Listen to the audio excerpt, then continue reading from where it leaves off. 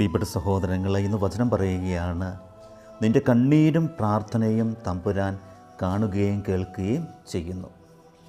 2 രാജാക്കന്മാർ 20-ാം അധ്യായം 5-ാം തിരുവചനം.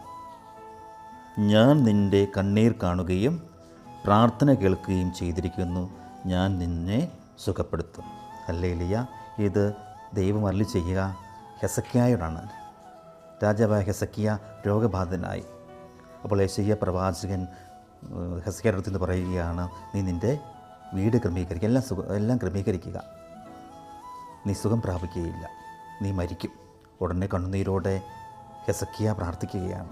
ആ സമയത്ത് യെശയ്യായോട് ദൈവം വീണ്ടും പറയുന്നു, നീ മടങ്ങിച്ചെന്ന് ഹെസക്കിയായോട് പറയുക, ഞാൻ നിൻ്റെ കണ്ണീർ കാണുകയും പ്രാർത്ഥന കേൾക്കുകയും ചെയ്തിരിക്കും, ഞാൻ നിന്നെ സുഖപ്പെടുത്തും. ഹല്ലേലൂയ. യേശു നിൻ്റെ പ്രാർത്ഥന കേൾക്കുന്നവനാണ് തമ്പുരാൻ.